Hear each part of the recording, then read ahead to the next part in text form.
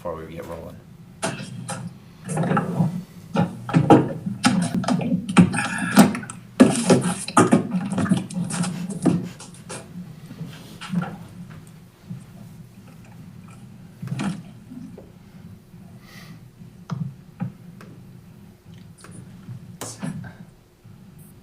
Call 2.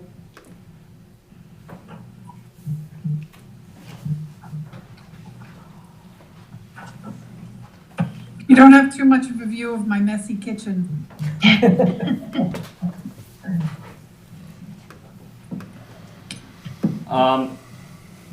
We are live. Okay.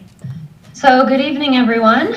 I will call the regular meeting of the Brookfield Board of Education to order. So let's all stand where we are and say the pledge. I pledge allegiance to the flag of the United States of America, and to the republic for which it stands, one nation, under God, indivisible, with liberty and justice for all.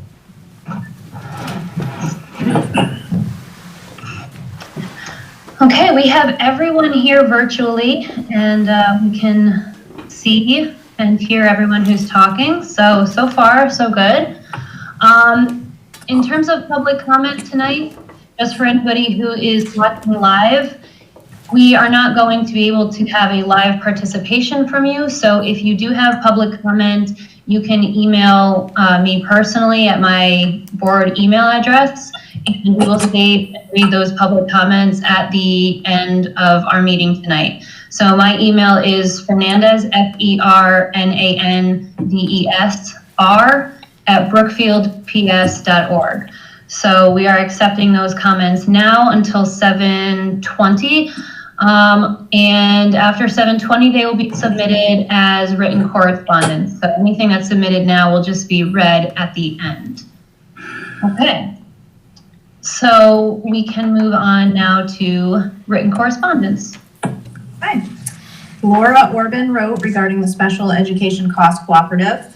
Ron Jaffe shared a few articles with us. He shared an article about health centers at Danbury area schools. He shared an article from the Search Institute, and he also shared an article about public meetings in the time of COVID-19.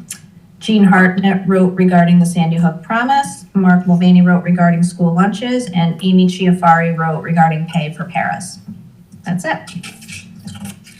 Okay, thank you. We can move on now to board minutes. I will make a motion that the board approve the minutes that was recommended, the regular meeting on March 4th, 2020. I'll second. Okay, for all those in favor, just visually raise your hand and leave them raised for a little while. So all in favor? Aye. Aye. Aye. Okay, thank you. The superintendent's update. All right, thank you, Rosa. First thing I'd like to do before I introduce Paul Avery is just share a few words about my gratitude for our team, for the community support, for the board support, and for all the work that everyone is doing to get us through the COVID-19 epidemic. It's really important to kind of chronicle some of the things that have happened in such a short amount of time. On March 12th, which was a Thursday afternoon, we were one of the early schools to close, and that was in participation with Mr. Avery, who is here helping us, as well as listening to the governor's declaration. And that was really early onset of social distancing and moving forward with that. The team, the leadership team, has been working 24/7, as I indicated in one of my communications recently, and I couldn't be more proud. Right from the start, we started planning for supplemental learning, which, again, we closed school on Thursday afternoon, worked all weekend, and we're ready with supplemental learning on this past Monday for students. Since then, the commissioner has waived the need for waivers for all schools in Connecticut to begin distance learning. And in short order, in just a couple of days, we've gotten our teachers on board and our staff on board. Our administrative team has been working their tails off. I have to thank Eric, our tech director, and Dr. Ruby, our assistant superintendent, for the yeoman's task of really leading from the instructional piece of how this is going to work and setting up the framework and the work process going forward. And also need to thank our teachers union for jumping right in and helping with this. We've gotten a lot of positive emails and thank yous regarding how we're moving forward. In addition to that, you've all seen my comprehensive level of communication, and now principals are starting to further communications as we move forward. Everything from the closure decision to calendar issues, technology, serving lunch, learning resources, cleaning the schools, coordinating with the town and state officials. Many conference calls that I've shared that I've been on with either the governor or the commissioner, both together. So lots of things going on. And truly, while I know it's a hackneyed phrase in this time, we are in unprecedented times. None of us have been through the disruption that this has caused ever in our lifetime, and let's hope we never have to face this again. It is challenging, it is uncertain. For now, we have to accept this as the new normal, at least for the near term. We need to settle in and be patient. I think a positive attitude and a positive outlook in terms of stop looking at this as an inconvenience and irritating, because we're here and now we have to emerge on the other end of this. And so we need to focus on safety, wellness, and health. We have to help each other out. We will get through this, I think, with an optimistic view, rational behavior, cooperation. We'll emerge stronger on the other end, and as an organization, we certainly will be much more agile and versatile. So I just thank you for everything, the public and the board sending well wishes, checking on me personally to see how we're doing. We're putting a lot of time in, and I think we're in a very good place, and I'm just really proud of the team, and I needed to say that. I don't know if the board has any questions of me before I turn it over to Mr. Avery, our sanitarian for Brookfield. I just have one, not really a question, but just some of the comments that, I get from parents. Could you give us sort of, I know that everything is still up in the air and really kind of fluid still, but could you give us an idea in terms of what's in the realm of possibility still? And that might mean everything, but, parents are like, are we going back to school at all this year? And, I think it's a possibility, but it's also a possibility that we don't. So do you have any sort of Sure. No, good question, Rosa. I think, I'll be very honest with you. I don't know the answer to that. I've shared when I was handing out lunches today, which, by the way, was a blast, meeting a lot of parents that I've never had a chance to meet and seeing the kids. I wore a mask and gloves and did everything I was supposed to do. But it was interesting. They were asking me that same question, and I was very honest with them. I just don't know the answer. I don't have any insider information. I watch the news like everybody else and wait on the press conferences. I'm in touch all the time with Mr. Dunn in case he gets any governmental, information directly from the state. What I can tell you is the CIAC, which is the governing body for athletics, had their meeting this morning. They're still optimistic and they're holding on to spring sports because the high school spring sports season goes all the way to June, whereas everybody knows the NCAA canceled the spring sports season for colleges. They end in April. So they're still holding out hope that we might be able to get into schools, post-March, sometime in late April. Right now, the governor still has the closures of all the schools until March 31st. That has not been extended formally yet. For everything I'm hearing, it appears that we will be out for longer than March 31st, but nothing definitive. What I can tell you is our teachers and administrators are working very hard on developing the distance learning program and what that's going to look like. And over the next couple of days, parents will be communicated with. And our plan at this point, it may take an extra day, but our plan right now is to get the distance learning up and running as best we can by Monday, March 23rd. So trying to get us to normalcy as quickly as possible. So all students are moving up in grade levels and seniors shouldn't have to worry about graduation requirements? I would say the plan is for that to occur, but the distance learning is going to happen, and distance learning and the assignments therein will be mandatory. So it's not an automatic. We have work that needs to be done, and all of this is going to evolve over time. beginning on Monday. And all of us in Connecticut, all students in the nation, and educators and parents in the nation are going through this, frankly, together, and we're discovering the answers as we go. We do want everybody to matriculate a year up. We certainly want our high school seniors to graduate and move on to college or whatever their plans are. That is the intention. Okay, thank you. That's Thank- good information. Thank you. Those are great questions. Thank you.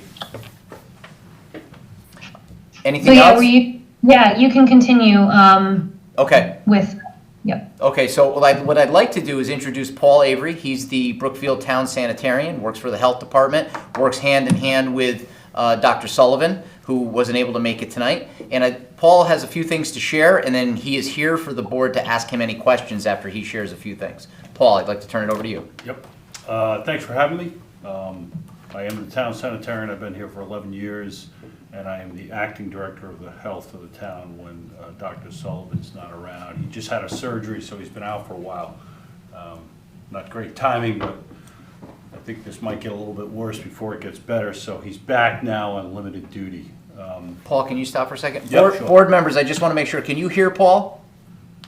Yes. Okay, Yes, thank you. We're good. So I don't really have much to say other than daily I have been tracking, the positive cases in the state. That's the thing that's of most interest in terms of where this is going. Will our numbers greatly increase? They're increasing right now, but still I think testing is not quite where it's going to end up being, and we're probably going to see more increased positive cases as time goes on here. And with any luck, we'll have some kind of leveling out of that rate of positive cases such that maybe we can get back to school. But I really don't have a comment on that one way or the other right now. It is very difficult to say whether or not there's school year left in my personal opinion. But if you look at the internet and you go to the State Department of Public Health's website, they have a specific page just for coronavirus. And every 24 hours, they update it.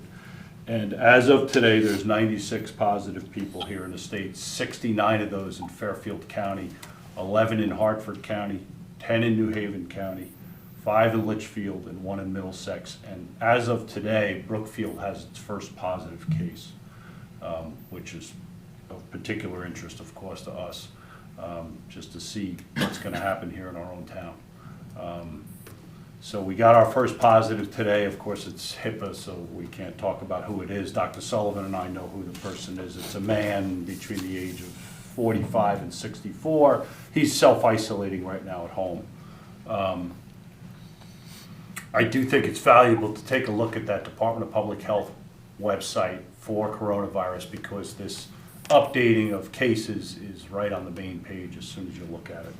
So it just gives you a quick read on what's happening. The ability of hospitals in this state to test now is greatly increased in the last 72 hours, so that's a very good thing.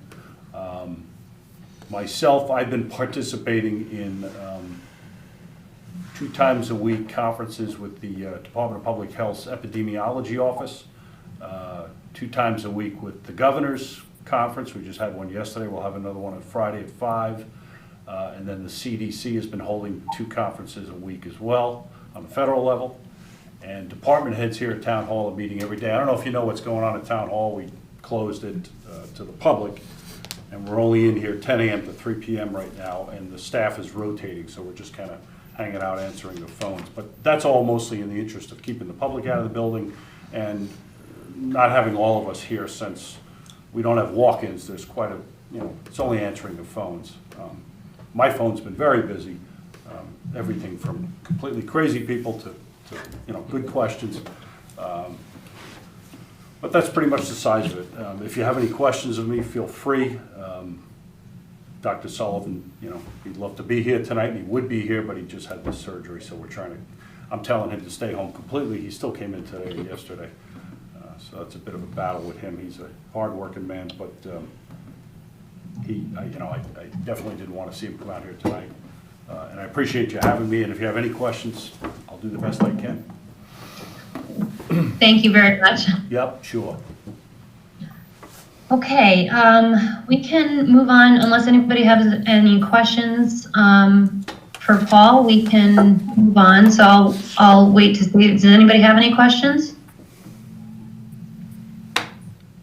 So let's move on to our subcommittee reports. And up first is facilities. Thanks, Paul. Okay, so we don't have a whole lot to report because we had a special meeting on February 19th. And we had this meeting on March 4th, so not even 2 weeks later. But we reviewed the school dude reports. There were no new project updates since I reported at our last Board of Ed meeting on February 19th. But the majority of our meeting was spent on discussing the BHS boys locker room project. So I'm currently working with Eddie from TechDon to put together a presentation that we hope to present to you on April 1st. To get a lot of board insight and to answer any questions that you have and kind of discuss our game plan for moving forward. And that's about it. We spent most of the time talking about that, about the locker room project. Okay, and so they'll be prepared on the 1st to present to us. And of course, we don't really know how that's Right, going to hopefully, yeah. Yeah, so hopefully we'll get some more information on that. Thank you. Up next is finance.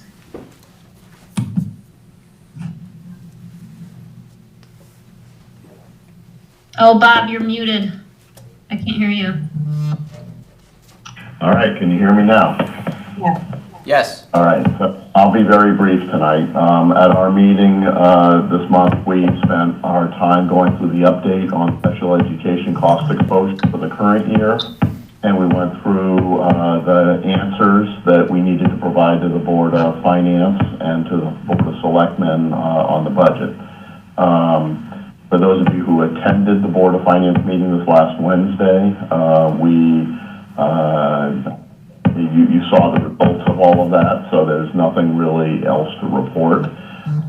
We went through the financial reports for the month, and there really was no new news this month. So it was same exposures we've been talking about for the last month.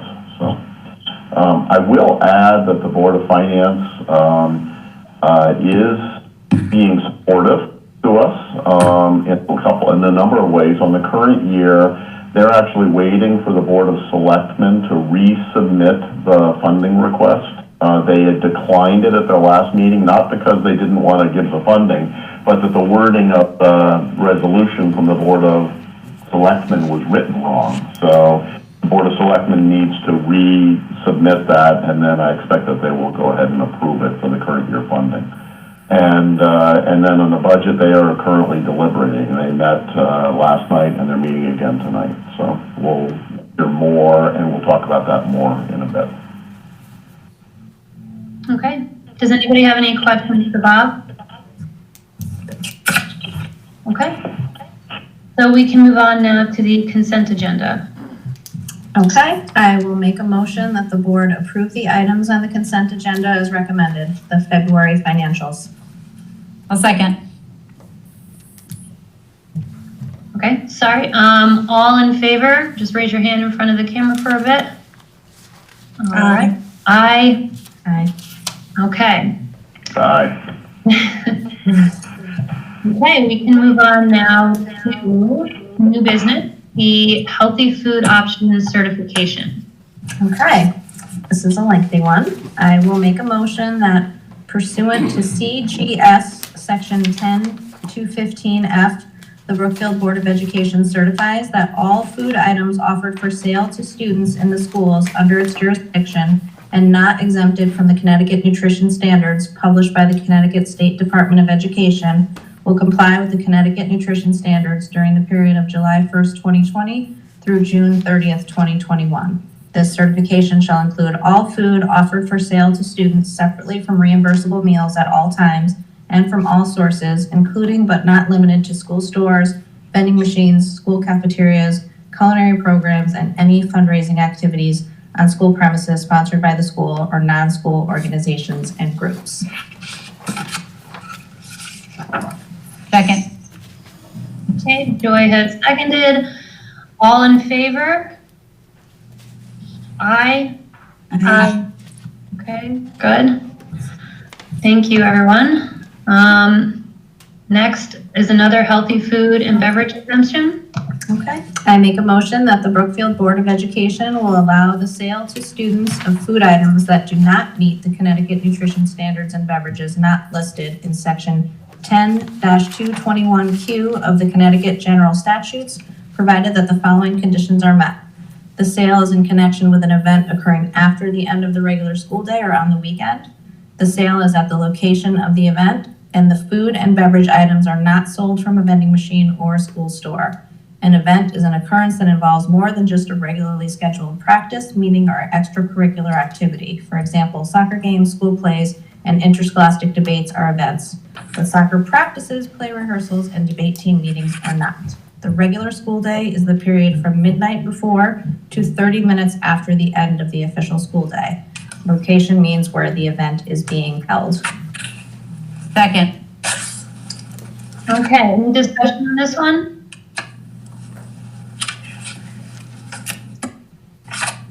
Okay, seeing none, we will vote. All in favor?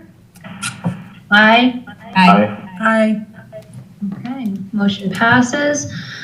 Okay, we can move into old business, and we have some policies. So Amy, take it away. I recommend a motion that the board approve the deletion of policy number 4118.52, rights, responsibilities, and duties, acceptable computer networking, and replace it with CABE policy number 4118.51, social networking, and CABE policy number 4118.4, electronic mail, for a final reading as recommended by the Policy and Communications Subcommittee. First reading was on February 19th, 2020. Second. Okay, is there any discussion on this? Or Debbie, did you receive any other edits on this? I did not receive any changes or edits. Okay, so unless there's other discussion, we can vote. So all in favor? Aye. Aye. Okay, motion passes, and we can move on to the next policy. I recommend a motion that the board approve the revisions, policy number 4118.5, acceptable computer use, for a final reading as recommended by the Policy and Communications Subcommittee. First reading was February 19th, 2020. Second. Okay, any discussion on this or edits, Debbie? Nope, I didn't receive any feedback at all. Okay, so all in favor? Aye. Aye. All right, motion passes. And our last policy today? I make a motion that the board approve the revisions to policy number 4118.6, cell phone district issue communication device, for a final reading as recommended by the Policy Communication Subcommittee. First reading was February 19th, 2020. Second. And Okay. Any again, I discussion? didn't get any comments on this one either. Okay. All right, all in favor? Aye. Aye. Okay, motion passes. We can now move on to the Board of Education budget estimate, our discussion of the budget, which was primarily the reason why we needed to meet. And that was the important item for tonight. Not a motion, but we need to just continue our discussion. And I'm actually going to hand it over to Dr. Brill, and maybe everybody can just put their mics on mute so that he can kind of talk through this and not fight for the camera. Thanks, Rosa. Again, I have to thank the Finance Committee, and it's important to thank Central Office team, Ken and his leadership, and certainly our principals for really being creative, digging in, analyzing their budgets, and use that term, scrubbing the budget. And we've done some really good work there. It's important, first of all, to kind of frame the discussion. The first piece is, it was made very clear to me at the last meeting when I was asked to bring between $300,000 and $4,000 in possible reductions to the board, that the board was not in favor of being near the students at all when it comes to reductions, whether that's eliminating programs or any kind of staffing. And it's made abundantly clear for the superintendent to continue the work with the leadership team and do the best that we can in achieving that. I think we've come up with some some pretty creative ways and pretty smart ways of going about the significant budget reductions that we were asked to handle. I'd like to start by saying there were some goals. There were really 4 goals is how I categorize things. The first goal was stay as far from students as possible with any reductions. The second goal, stay the course with the strategic plan as best you can. Although reductions sometimes mean being less aggressive or really slowing down some of the either professional learning or curriculum work that we're doing, try to stay the course as best you can with those priorities. The third, keep as many investments that we're looking forward to next year, keep those investments on the table if possible. And then the fourth was keep class size at Board of Ed guidelines. So really tried to do all 3 of those things.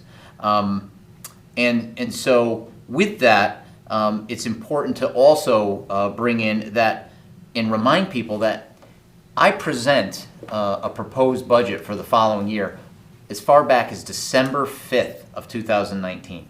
And the principals and I and the central office team start working on the budget in October. And I tell that story briefly and remind everybody of that because things change from when we first developed the budget over the several months of our Brookfield budget process in terms of actual numbers. Numbers and figures and grants and all kinds of things from the state or the federal government or whatever it might be, even from our local sewer department in terms of what the costs are going to be. So those changes are reflected. So the Board of Selectmen voted over a month ago to reduce the proposed Board of Education budget by $817,000. That's almost a full 2% of the budget. So it's a significant hit to the budget. So we really had to be creative and really do a lot of work on this budget. In addition to that, since budget proposal back in December, there have been a few adds, some of those changes that I was just referring to. So the $817,000 that we needed to find really was an actual $871,000. I'm just going to go through a couple of things that have increased that we have to put in the budget for next year. Extended school year is up by about $7,300. The sewer cost is up by $2,000. FICA for some staff that we're looking for is up by $1,300. There's a pension liability we have, and that's a $33,000 adjustment that's been added. Magnet school tuition, $5,400, and a monitor in the lunchroom at Wisconnier that has to be monitored due to enrollment, due to cleaning needs, and these kinds of things. That gets us at $871,000. So now the team needs to look, how are we going to reduce that to make this budget work? Having done that, it was important to break, Ken and I worked and we talked and we thought it's important to break this up into 3 specific areas. So the first one, there's tier 1, and those are the big ticket budget items. Then there's tier 2, which is all that work the principals have done along with our central office team in terms of scrubbing the budget. That's the leadership team work. And then the third tier is further work we need to do. But we have a big chunk that we're able to work on in tier 1, those big ticket items, and you'll be happy to hear when I walk through this, they stay very far from students, and they really are all about just general operation of the district and some big chunks that are going to help us. And also the way the Board of Finance, Board of Selectmen, and Board of Ed have been talking about the ways we might account for certain big areas a little bit differently going into next year's budget. So the first one is we've been doing some analysis on our salaries and where we consistently underrun the salary line. That could be anything from the reason being retirements, where a more highly paid employee leaves and a lesser paid newer employee joins us. It also has to do with leaves of absences and the experience with things like that. So there's a build in there of $120,000 to the good, and I know Mr. Belden has been talking with the Board of Finance and with Rosa, Mrs. Fernandez, and so that could be discussed a little bit more. But that's a public discussion that's been going on. There's also a contingency built in for special education outplacements, big topic of discussion over the last bunch of months. And so that is $294,000. So we're looking at the Board of Finance really wants to support us if we really need that money going forward rather than just building it into our budget. So it's something the board should discuss tonight.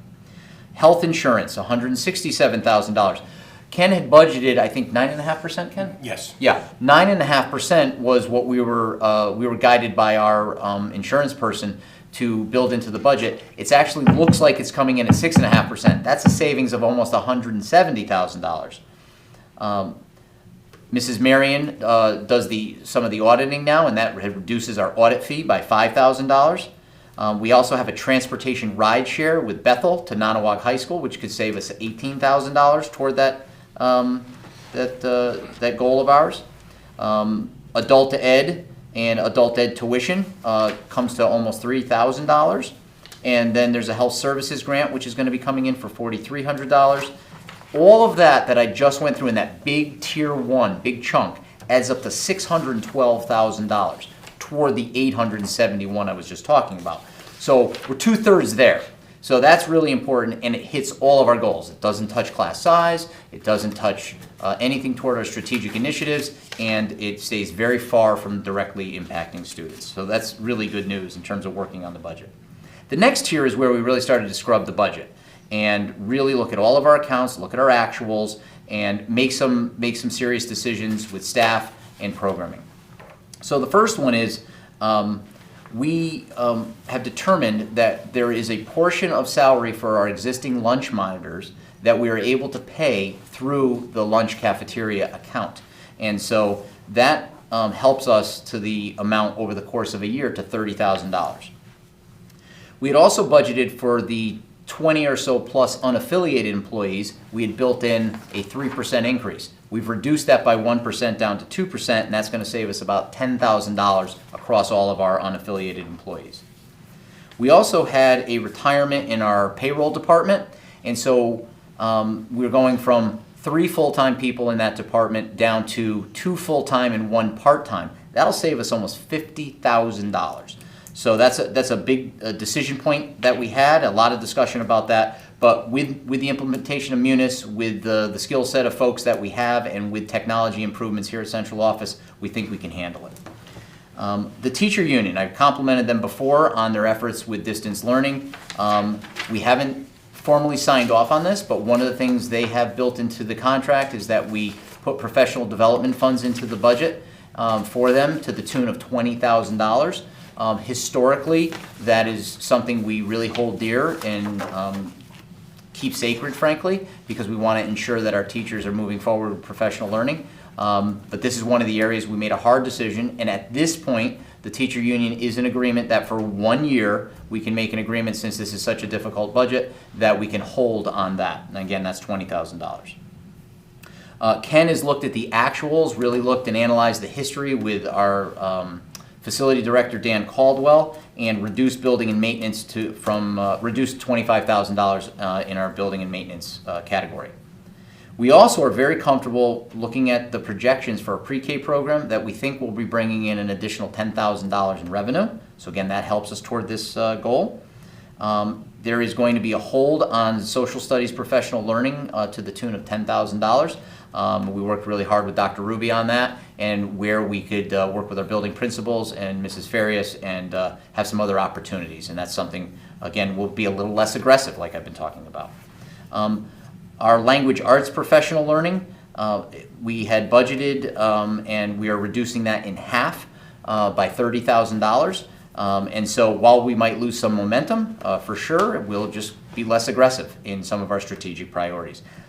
Tier 2, scrubbing the budget, slowing our approach on some of our strategic priorities, that adds up to $184,000. So Tier 1 was $612,000, Tier 2, $184,000. That leaves us about $74,000 that we need to find. Now, I can tell you that while that hasn't been defined yet, because that's going to take meeting with the leadership team, I'm not just going to make those decisions in a vacuum. I just talked through $800,000 that we found. And it really, for the most part, is far from students, with the exception of the professional learning, which is disappointing, but this is a time for difficult decisions. We're likely going to start to attack that $74,000, taking a look at professional memberships, professional dues, some different supply accounts, furniture, things like that. But again, I won't determine that in a vacuum. I'm going to have to talk with the leadership team, that gets us to that $870,000. So I'm sure there's a lot of questions. This document is in, the document is in your board of ed email. Oh, Right now, okay. if you want to refer to it. Thank you, Ken. Ken forwarded that via email just now to all of you. And so it's a listing there that I walk through so you can get a visual on that. Yep. And I'm certainly open to any questions. I know I went a little long there, but I wanted to break that down for everybody as simply as possible. And we're here to answer any questions you may have. And Dr. Ruby has joined us on the conference as well. I emailed it to her also. So, I think the best way to maybe go about this is to maybe go down the list and sort of give every board member a chance to sort of ask those questions and kind of have a dialogue with you. This way we're not all fighting for the airtime. And then we can just keep cycling through that rotation so that everybody's questions, are eventually answered. So, Bob, do you want to start off with any of your initial questions or reactions to this lit?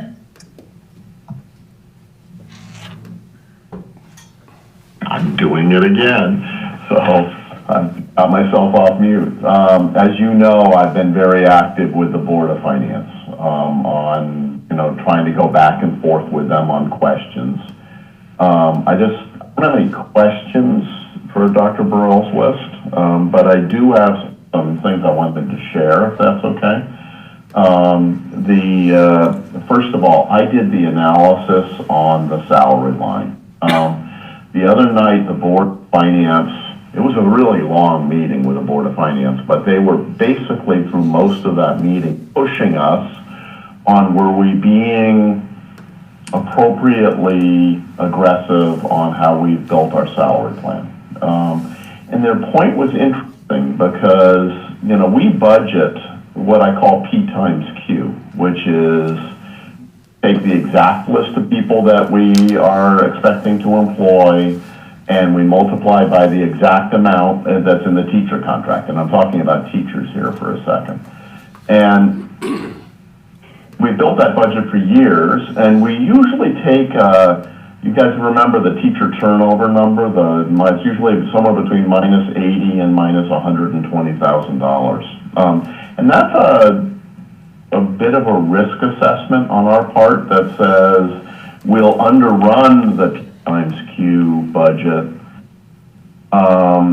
because we have retirements and people leave at a high salary and we have higher back, maybe not down at the bottom of the rung, but at a lower salary than the people who left.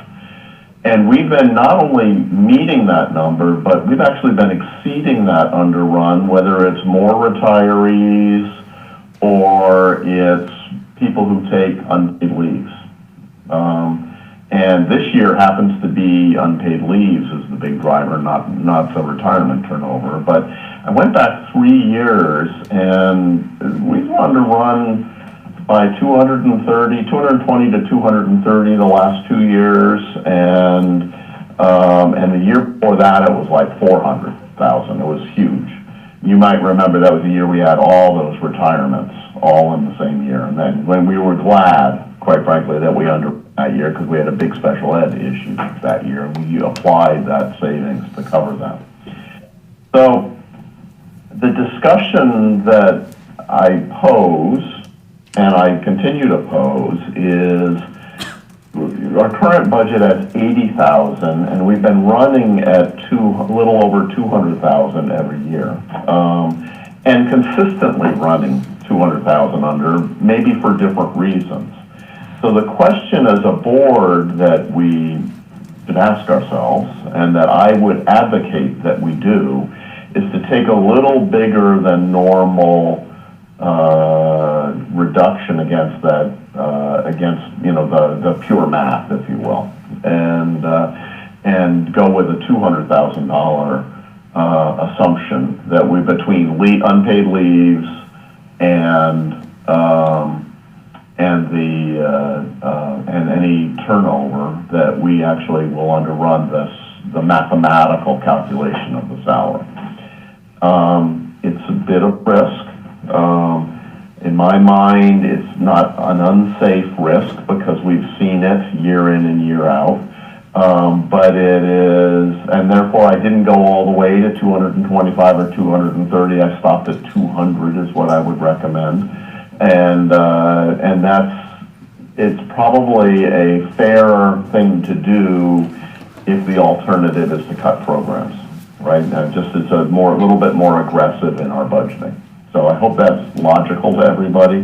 But I met with Rosa and with John and with Ken, and I said, guys, we ought to put in front of the board that we can do this, and we can do it reasonably safely, even though it doesn't exactly match the P times Q that we build the bottoms-up budgets on. So that's that first 120,000, because right now we're budgeted at an 80,000 assumption, and if this would take us up more to closer to 200. Now, I wouldn't have done that knowing what our history has been on how we've used those underruns without the discussion that the Board of Finance had on special education. They've asked that we build our budget straight up based on what we know, right? So we know that the list of students that we have and who we're going to drop off next year, who will continue.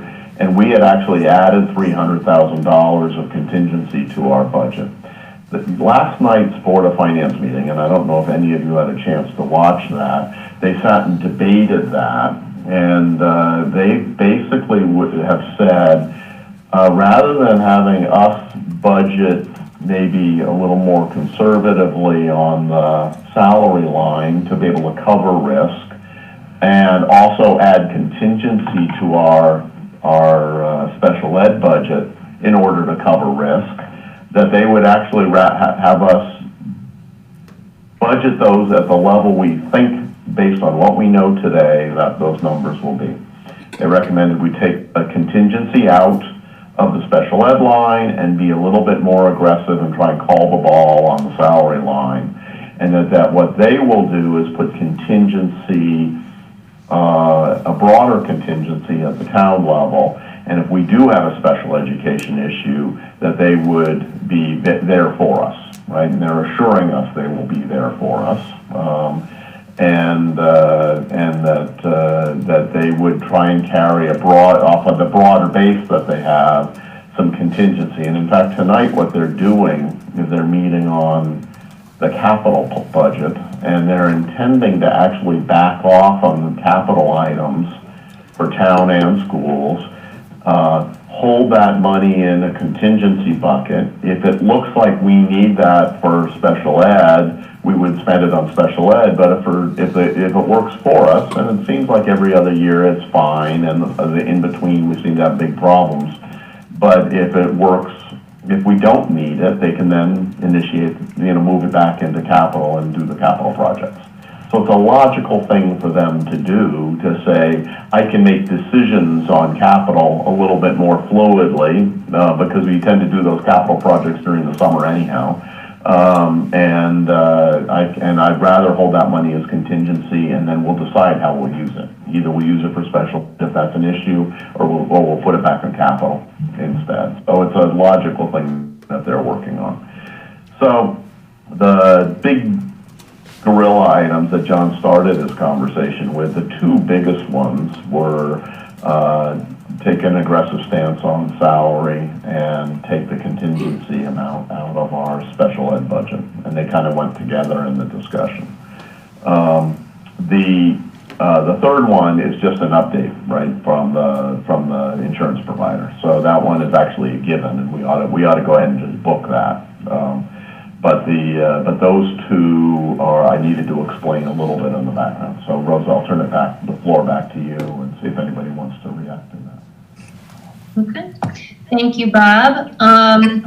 I actually agree with you, not only through our conversations and the really extensive analysis that you provided, but I do think that we could probably safely take a bigger risk on the salary turnover. I just want everybody to understand sort of what that does to our operations going forward. So the very real risk that we're taking is not only in that salary line item, but if we are consistently having special education related overruns, it does leave us with disability to solve those issues or mitigate any part of that issue. So we would have to go directly to the Board of Finance before, being able to really take any steps on our own. So that's just something I wanted to sort of, I agree with everything Bob said. We just have to be aware of not only the budgetary risk, but the operational risk as well. So I'm just going to pick someone else to kind of put on the list that I can give everybody a turn. So Joy, do you have any comments, questions, or reactions?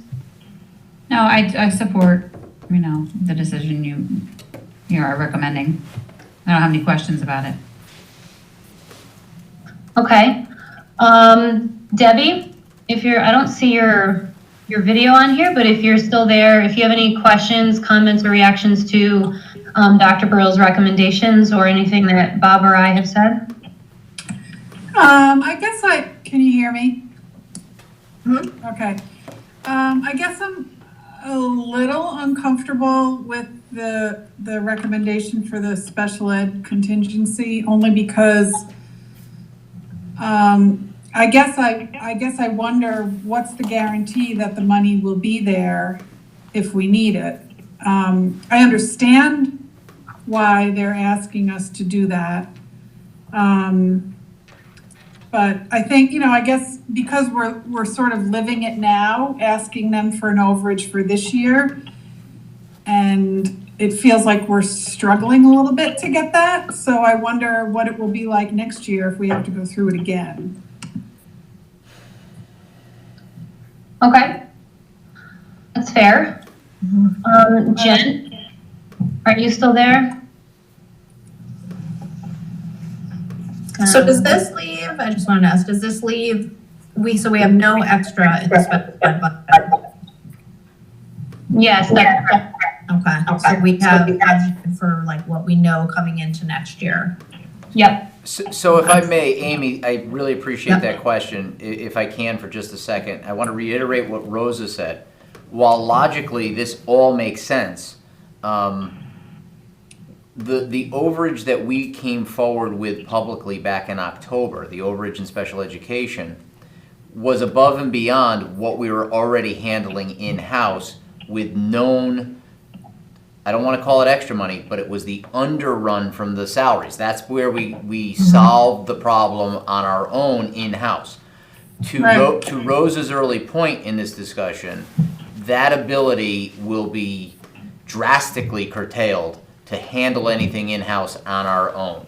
As soon as we go over, if we don't have contingency, and we are aggressive on our salary underrun, as Bob described for us, we are going to have to ask the Board of Finance for help if we have any thought through our analysis that we are going to be over. So that just needs to be crystal clear for everybody to know. And In fact, I will say that when this was brought up by the Board of Finance, the first thing I said to them was, this year we had a $900,000 exposure, and in the end, you're funding 280 or 208, I guess. And we covered the yeoman share of it through underruns on other lines, and you would end up having to deal with all 900K. And they agreed that that's exactly what they would expect. So, And I also will add that this was questioned by the Board of Finance members, which was done by the Senate here, but that was questioned by a few Board of Finance members, and Hey, Rosa, can you hold on? We're having a sound thing. Bob, can you try to turn your mic off for a second?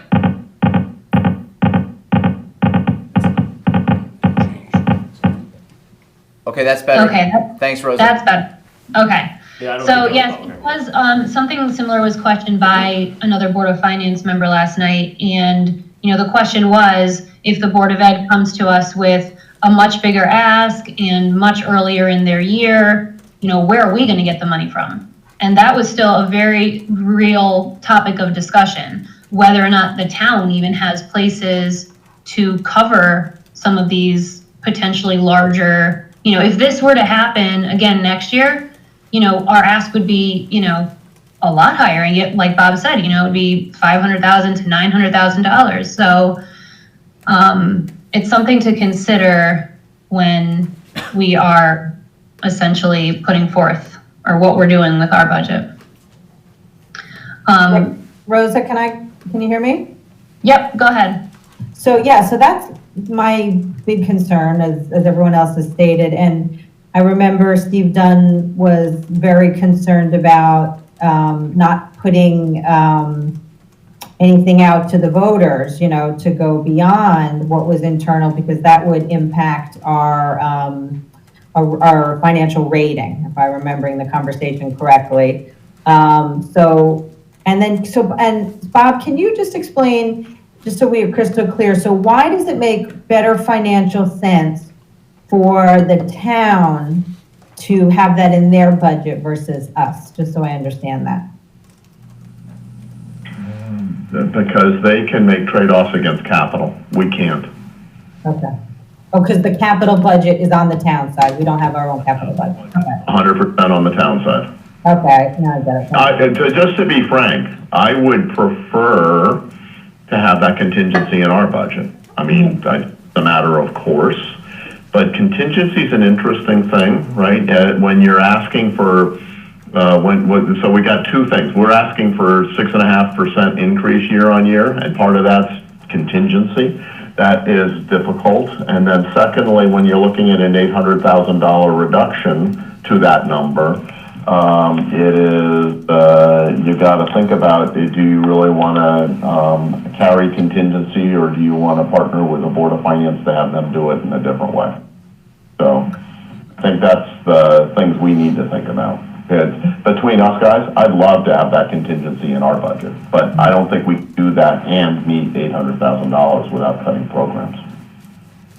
Okay, I understand. And I think just one other piece I'd like to say, and I think Rosa mentioned it from part of the conversation last night, that the Board of Finance was talking about, if the board comes to us, and it was just one of many things discussed, but if the Board of Ed comes to us earlier in their year, this was reported as a significant financial concern in October. You can't get much earlier in the year than October. New students move in September. And we get the students, we do the financials, and at the October meeting, we provided an update that this was a concern. So it's hard to do it earlier than October. And I just want to make that, again, just clear so everybody understands the context in which we work. Okay, Mike, are you still there? If you are, do you have any questions or comments, reactions? I didn't want to be a bother with the mic because I got noisy kids in the background.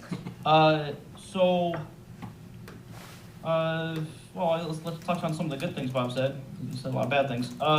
So the 120 number here on the tier 1 is going to look more like a 200, so that's $80,000 difference. So I mean that looks nice because that looks like it wipes out tier 3, or maybe we can throw back. Maybe take some out of tier 3 and bring back professional development, which I would prefer that as an option. Bringing professional development back in that 20 grand there, and then finding a reduction in finding that reduction in the tier 3. The special education outplacement continue. That's a tough subject. Obviously, I get why we'd want the contingency. Bob, I think, did you say that our budget is 6.5% year in, year out? Because I saw it as in the 3s. No, our budget request was 6.7%. No, that was this year. That level last year. Years prior, it's never been that high. Oh no, we've never. This is the biggest year-to-year increase in spending that we've ever had. And part of the reason, I mean, let's be very straightforward. Part of the reason was because we have increased enrollment, And part of the increase this year, in next year's budget, was because the exposure on special ed that we have this year actually continues to next year. And it wasn't in this year's budget, and therefore it all shows as year-to-year growth. So the 6.7%, the underlying spending increase is, I think with this cut, is actually less than 3%. But the impact to the taxpayers is I think even with the cuts with Mr. Dunn, it's sitting at 5%. Right. So, Yeah, 5% would be great. I know 6.7 is 5% is a lot than 6.7, but 5%, I think that would be great. If this, looking at the numbers we're looking at. but that's the 871,000 cut we're trying to solve. That's what you have to achieve to get to 5%. Right. As I said, the 5%. I mean it's still a lot higher than years past, and it's nice that we can. It looks like we can find a way to actually get there. I mean, I know that's a big concession on the contingent. I totally agree with you. I had a question on. So I didn't look at the last week's meeting. Sorry, yesterday's meeting. I did watch the meeting prior. What was there ever a list provided on those line items? I know they said over 200 line items. I know there's kind of a that was a bone of contention. I know because it's not really 200 line items because it's for school and all that. Did we get a list of that? Questions? You mean of the ones where Mr. Dunn said we were over the budget? Yeah, like he said there was like a lot of little lines. Did we do? No, there is not a lot of little lines. I actually spent time with Mrs. Marion today. Let me tell you what Mr. Dunn said at the meeting last Wednesday was we were over our budget in over 100 line items.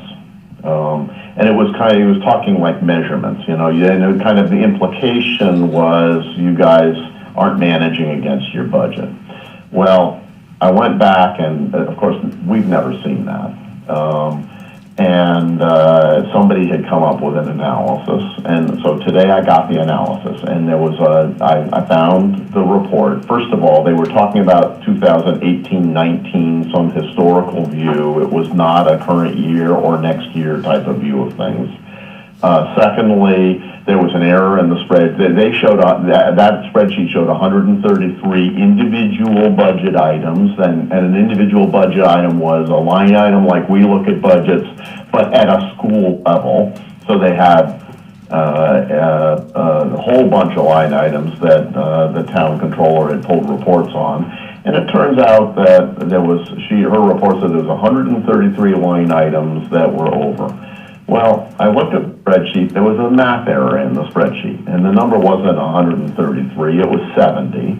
And of the 70, 40 were salary lines, which are they're managed by the head count we have, not by the thing. So there was only like 30 lines at an individual level that may have been over the budget that we had done in that year.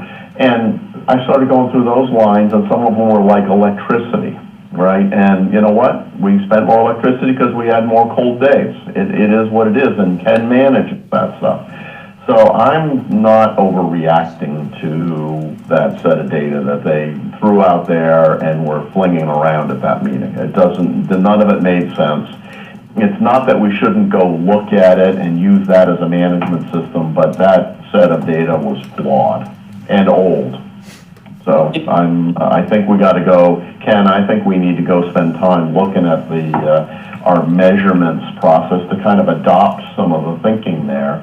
But Michael, I definitely would not overreact to that discussion. No, I'm not overreacting. I just want a clarification, and you definitely you brought it. So the real number is 30 lines. It's 30 lines, and half of those 30 lines were things that are going rate type things, right. And it was not even from this year, it was from prior years. I think the question is, does the Board of Finance recognize the adjustment that it's 30 lines and not 100 lines? Yes. Not yet. I just did that analysis late this afternoon, Debbie, and I'm gonna send a note to them. Okay, thanks. I wanted to give Mrs. Marion a chance to respond to my findings before I sent it to the Board of Finance. And Bob has been going back and forth with Marcia and some of the Board of Finance members, but keep in mind that scrutinizing the budget to that level is our job. That's what we are supposed to do. And that's what I think we do, not only in this process, but throughout the entire year. And maybe for some of the newer board members, once you've been on a year, you'll sort of see that happening. So, you know, it's just important that, you know, you communicate to other boards and to the public that that is what the public elected us to do. And that is, I think, what we do very well, actually. So, Yeah, my point is I just saw the meeting and we talked about this yesterday, but the underlying context was kind of what I was kind of looking for. Just I didn't want to skip over the point that Mr. Dunn made. And my last kind of question, I feel like I had more, but I'll just go one more. Was for Ken. Did I discuss the life insurance went up $6,000 this year? Is that an accurate number? We're projecting it to go up next year, yes. The $6,000 you're talking about is from the prior year. Just make sure you speak loud. Yeah, so it's true that it went up $200, $200, and $6,000? It's based on our current rates and our current population, plus the folks we're projecting to add in the budget. That seems like a huge jump. Okay. That's all I got for now. okay.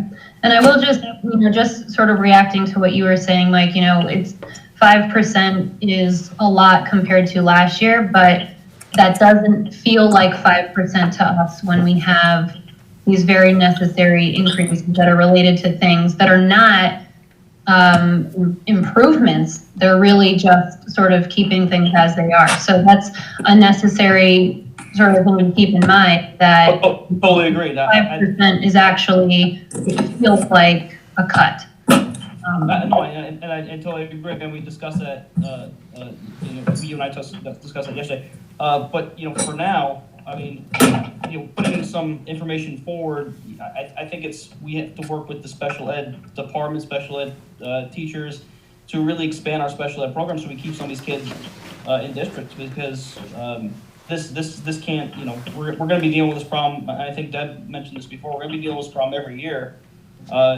if something doesn't. Well, we have unique problems this year, and I'm sure as you sort of, once you spend a little more time with some of these district leaders, you'll see that these are not problems that are consistent. The nature of special education and the needs of students is very dynamic and changing, and never gone down. Yeah, but that's not only our trend, that's the trend sort of nationwide. We need to, when this budget thing's done, I mean, I think we have to put a lot of focus on, and take account a lot of the special educator administrators and teachers. How do we, maybe from some other boards, how do we get this, that 36 special ed outplacement that we have now, something like that? Mm-hmm. So we're being tested, I think. How do we get that number down to, below 30? I mean, that'd be like a decent goal. Yeah, I mean, bringing in-house programs is something, bringing special education programs in-house is definitely something that, you will see we definitely work on, so. Yeah.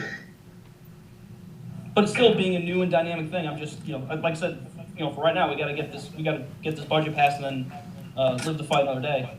But I agree with Michael. I think we ought to set a goal that we want to get the number of outplaced kids down into the 20s, right? And then say, how do we drive our work so that we can get there? I think it's an appropriate thing for us as a board to try and drive. In fact, in the end, the reality is the reality. If we don't have a program, we're going to end up having to do the right thing for the kids. Exactly. But as we drive strategic effort, I think setting a target that says we want to make a healthy dent is not a bad target as a board that we do. And it doesn't have to be a precise target, but it could be, we want a 30% reduction. What's it going to take to do that, right? What do we have to, well, do we need to do investments? Is it even possible? I don't know. I don't know about you guys. I have no idea. Bob, I hear what you're saying, but I think we have to be careful when we talk about setting a specific number that we want to reach. What we need to understand, I think, is what types of treatments or services or programs are students receiving who are outplaced, and how does our outplacement compare to other districts? And I think John was going to try to get that number from some other superintendents, and I know a ton of stuff has happened. It's publicly available. I forgot the website, but a teacher, patient of mine. Debbie, Gina Yeah. Wygonik actually talked with Dergby special education directors and does have that number. Unfortunately, I do not have that with me tonight. I can tell you, Yeah. generally speaking, we are very comparable with what the other comparable towns are experiencing, but we can get you that number. And Danbury's got 57 and we have 36. Danbury is definitely more than twice the size of us. So I'd say, Danbury, I disagree on that. Yeah, Mike, what I'd like to tell you there, this is a longer conversation specifically about special education program. Danbury, being the larger district, has the ability to set up in-house programming. We actually take advantage of that with Danbury, and we work together collaboratively, and we actually save lots of dollars in working with Danbury. Don't forget, during this conversation, before Mrs. Wygonik took over for Dr. Sapala, we had already started to build in therapeutic programming, Huckleberry, Wisconsin, in the high school. What we had this year, this enigma year, was students so profound that they were not able to remain in even hour therapeutic programming in the schools. So it is not for lack of effort. In addition, as part of my role as the area chair for the Western Connecticut Superintendent Group in working with our regional efficiencies, one of our major goals that's already there is to work with Ed Advance, our local regional educational service center, to bring kids closer and under more local control that do need those significant services outside of the school. However, it would give us more control, and we pool our resources with our neighboring districts. So we are already working toward that. We would love to bring that number down. We just had a very, very dynamic year. I'll just leave it at that. And I think we might be getting just a little bit off topic. Bring it back to the discussion of the budget for next year. So Amy, did you have any sort of reactions or questions regarding the list that Dr. Brill provided?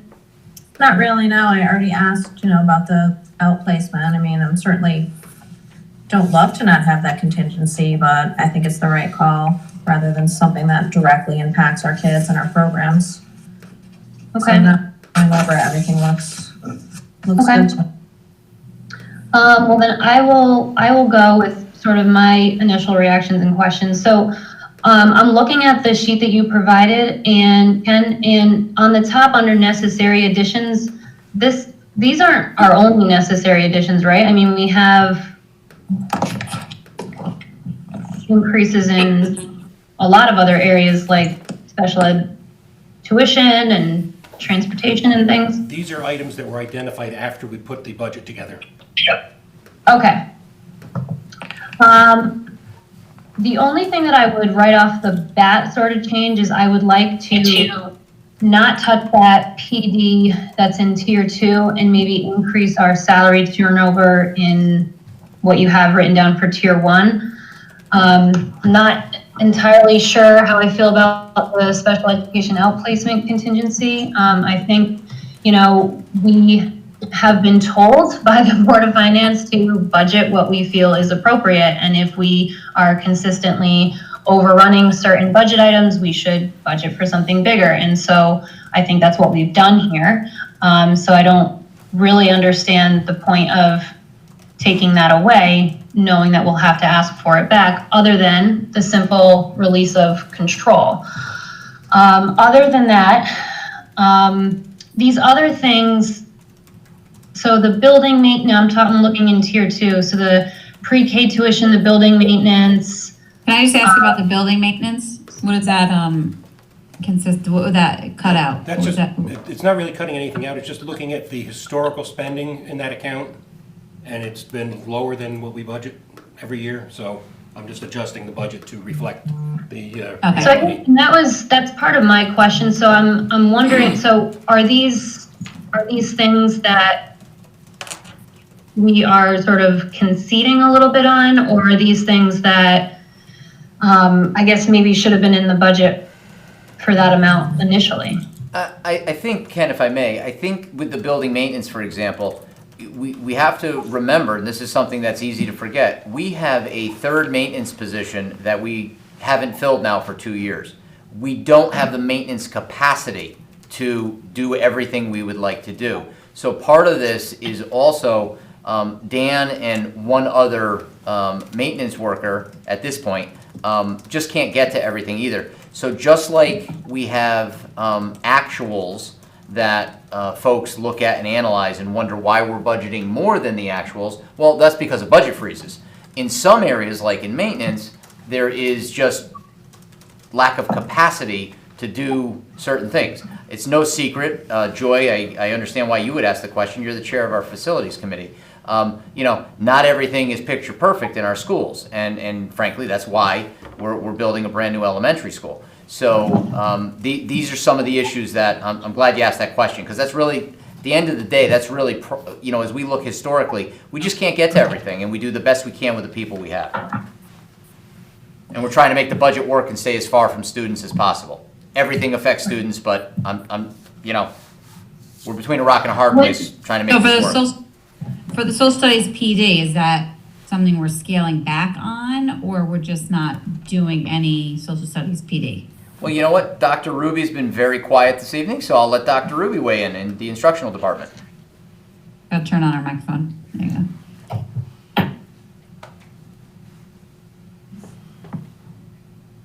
Dr. Ruby, are you there? I think she left, back in now. Oh, okay. She bounced out. Yep. So, we've all been asked to look at what we're doing and try to scale back. And so, the teachers, the extended duty account is always being looked at and questioned. And so, Deb Farias and I just decided that we would have to not engage the teachers and PD for teachers working with social studies and cut that and just do it ourselves. And that's not really what we want to do, because we want the teachers to own the curriculum. We don't want to do curriculum and hand it to them. But we're kind of between a rock and a hard place. We need to get the curriculum done.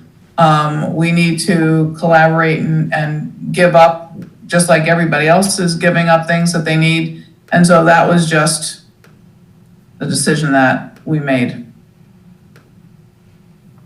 I don't know if that's really the answer you're looking for, but basically that's what it came down to. Okay. Not training teachers, not engaging the teachers in the social studies, curriculum development, and just us doing it as catch can on our own, and then delivering it to them. It's going to take longer. It's not going to have teacher voice and teacher engagement in it, but we need to align our social studies curriculum with the standards, and we need to have vertical alignment. We have a lot of repetition in the curriculum that's being delivered to students now, particularly in the lower grades. And the lower grade teachers don't have, every grade, it doesn't make any difference what grade level you teach. If you talk to high school teachers, they have it hard. If you talk to middle school teachers, they have it hard. If you talk to elementary teachers, they have it hard. But the bottom line is, it's a hard job. Everybody has it hard. And so the elementary teachers do not have the type of release time and PLC time as, say, the high school teachers do. And the middle school teachers don't have as much as the high school, but somehow, because of the age groups that they're working in, the way the schedules are set up, they're able to get more in school time to collaborate, whereas the elementary teachers just don't have that. So that's really all I can tell you about that. We just decided we had to cut something, and that was it. So Maureen, Yep. does that mean you'll focus on only part of the social study curriculum? Like, will you look at K-4 or K-5 and? K5, because we have some other plans. Of course, they all just basically went to hell with the situation we're in now. We had things worked out where our middle school teachers, I wrote a grant and we had some stuff going. That's all on hold. But we're hoping that once we get through this bump in the road, we'll be able to pick up on that again. And the high school teachers have a different situation because they're working on, as you know, really coursework as individual courses as compared to grade level vertically articulated stuff that has to be aligned with very new standards for elementary teachers, because the social studies curriculum framework and C3 framework really tap into very specific things that our elementary social studies curriculum for the past several decades wasn't hitting on. It was like you studied geography, but you weren't studying civics and geography and history and economics all in each grade level. And so that's a big lift for folks who haven't done that before. So we're just going to cut it out and do it in the curriculum office, which is not really the most ideal way to do it, but we have to get it done. Okay. I'd like to continue my questions on some of these tier 2 reductions. Again, I'm not comfortable with the professional development. I'd rather take a bigger risk if we're sort of in a position where, and we are forced to sort of do that. I would rather take a bigger risk than miss out on some of this professional development.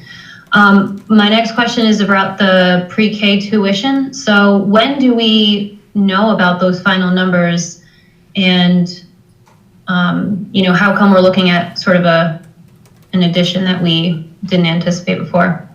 Well, that's really based on the fact that we saw an increase in the tuition income this year, so I'm projecting it to continue next year. And is there a reason in particular that we saw this increase this year? More kids going full week and full year. Okay. And sorry, building and maintenance is something that we're just cutting back on because we actually just don't have the staff at the moment to do it. So we're just booking a smaller number. Yeah, yes, and we looked at the actual, the history, and we based it on that. Okay. IPDP, what is that? That we call that IPI Dippy. That is the professional development fund. Do you want to jump in, Okay. Maureen?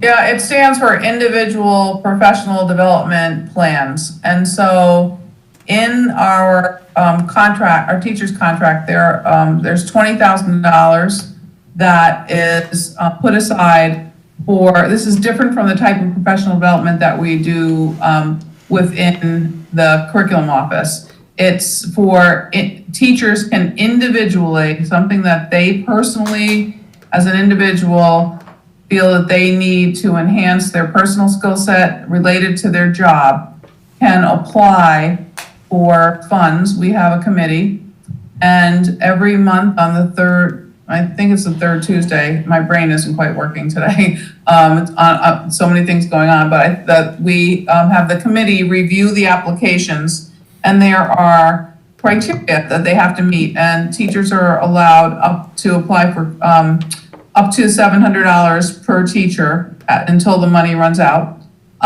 for individual professional development plans.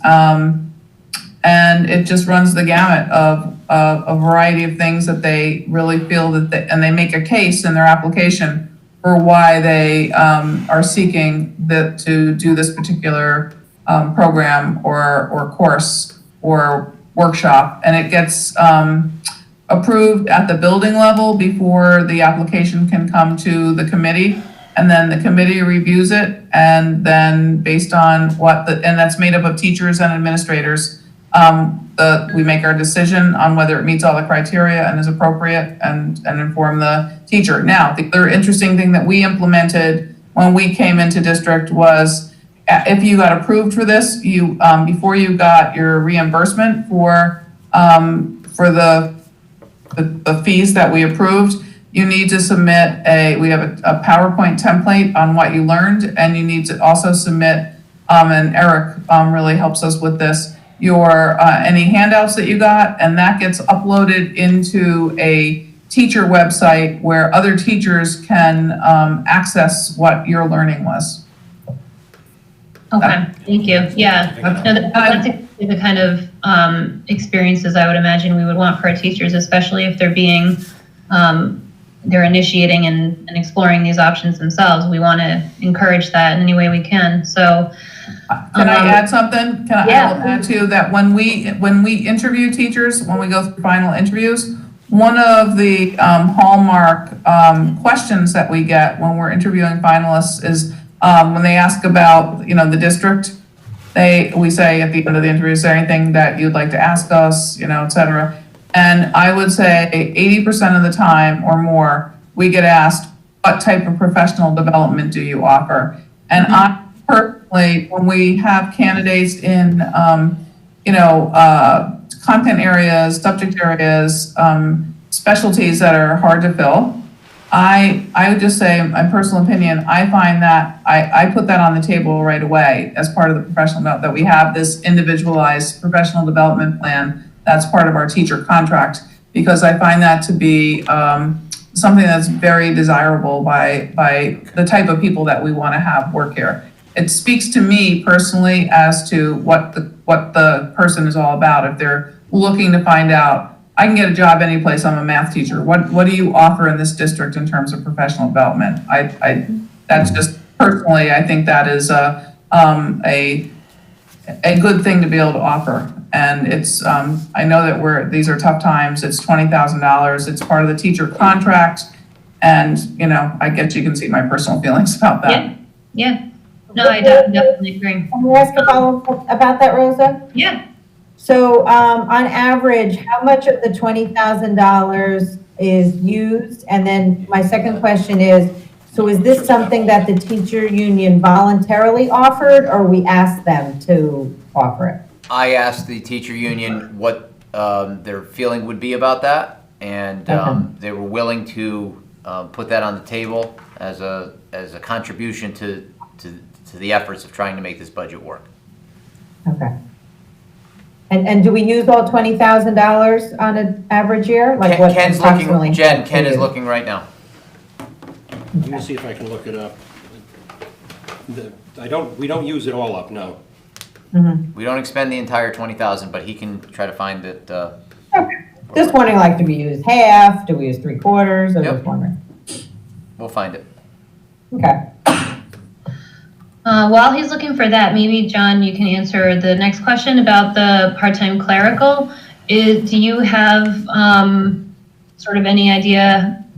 I know you can't really talk like specific positions, but is that something at a building level or? No, that's here at central office, and so we had a retirement, and one of our newer folks who is still with us is taking the place of the individual who retired, which now vacates the newer person's position.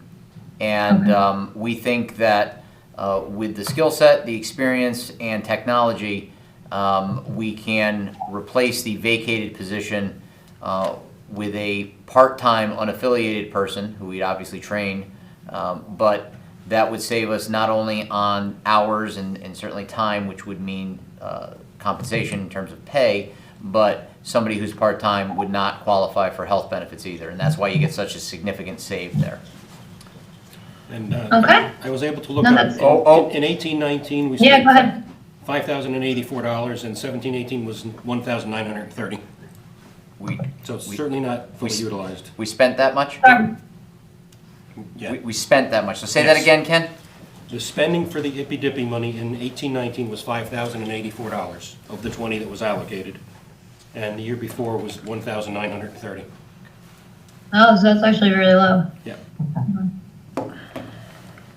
And this $20,000 reduction, I'm sorry, you may have said this already, but does that, what does that sort of take that fund down to? Zero. It's only $20,000. That's what's Okay, contractually so obligated. would we just be getting rid of that? From essentially? 1 year, we would For 1 make, year. we would, presuming that a final agreement could be reached with the teacher union, they were willing to initiate this, and I let Mr. Quaz know, the union president, that I'd be talking to the board about this evening. So presuming we can make this work in this reduction, if this is where the board agrees to go, we would reduce the entire 20,000. That was the plan. Okay.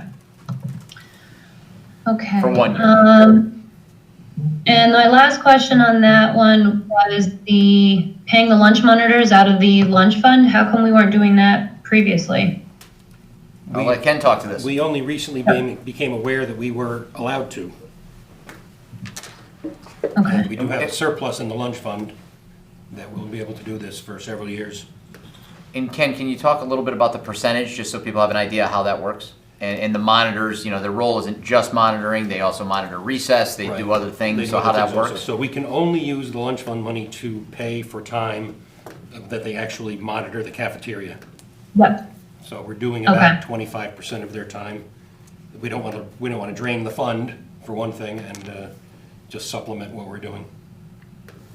Okay, so there's still money in the lunch fund for Plenty. other things that we need it for. Absolutely. We don't want to be overly aggressive in that area, because the lunch fund comes out of the additional monies that are made through students paying for lunch. So this isn't operational money, it is not taxpayer money, and there's very strict guidelines through the National Food Service Program of how those funds are expended, and we have used the funds from the lunch account to pay for new ovens and hoods and things to outfit our kitchens and update them. So it's Digital signage in the. the school digital and signage that's school now cafeterias. in the cafeteria with the menus and things like that. So there's a lot of great things that can be done Bless you. that the taxpayers don't have to pay for. We don't have to put it in the operational budget, because we could use the lunch funds to help with our kitchen and cafeteria areas. And we wanted to do this funding at a level that we would be able to continue year after year, as opposed to spending a lot of money 1 year and then having to put all of that back into the operating budget the next year. Okay. What I would actually then suggest is I would like to keep the Amanda Aarons PD, the Social Studies PD, and $5,000 in the Ippy Dippy Fund, and then increase the salary turnover risk to 175. I don't know how everybody else feels about that. Whoa, whoa, whoa, Don't whoa, forget, whoa. we already have 80,000 in the budget. So understand that, that 120 that's on Ken's sheet takes it from 80 to 200. We already have 80 built in. This is an additional 120. Okay. Yeah, you are already taking a healthy risk. I think trying to use more of that fund, to take it above 200, we're starting to. No, yeah, okay. So So that puts- was puts- different from where we were, not the total.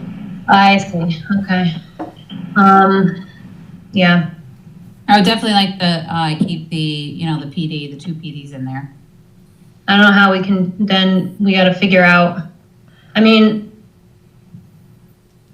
I suppose we don't have to, we gotta figure out what that might be, but I think right now, my initial reaction, yes, to keep the PD. Maybe not all of the IPDP fund, but I'd like to keep some of that in there. I think at least the social studies and the, Yeah, for sure.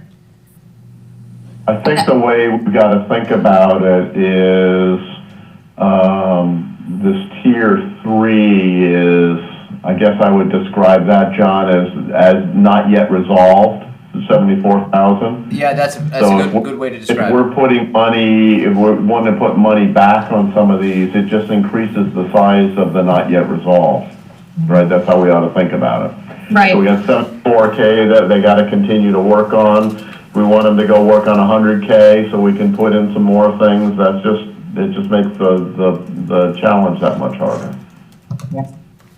Also, I wonder, and I mean, I see the value in keeping the $10,000 for the PD, but considering kind of like what's happened this spring and all the things you have to deal with, my question to Maureen is, do you really have the time to have teachers work for $10,000 worth of social studies PD next year? Like, is that a reality, or are there efforts going to have to be placed elsewhere just because of what's happened this spring?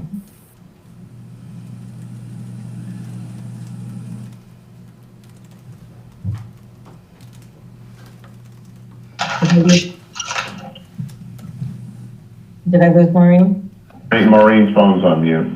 Yeah, she's there, it's just on mute.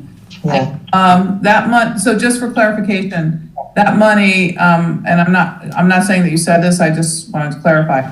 That's not, extended duty money, that's for paying, a person to come in, that we had, that we're gonna identify to come in to work with teachers. Oh, okay, so that's a staff developer. Yeah. Okay. So do you still feel like with all that's happened in, the spring and what we don't, yet know, is it important that we, have that staff developer? Is it timely? Is it worth keeping in the budget, versus cutting something else in your opinion? If we're of any professional development, that's really the only professional development that I think we're in a position to let go. And it's not, I think there are enough people around that know how I feel about the importance of social studies, but the reality is it's not an assessed subject at this point in time. And we have the other subject areas that we are still in the process and have a way to go. So that's why Deb and I looked at this and said, how can we get all this work done? What can we let go of, and what can we take on ourselves? And that was it. So it's not something that can be let go. It just has to be done in another way, which having two people sit down and write curriculum for 5 grades without the inclusion of the people who are doing it, as you know, is not best practice. But it has to be, we have to get the work done.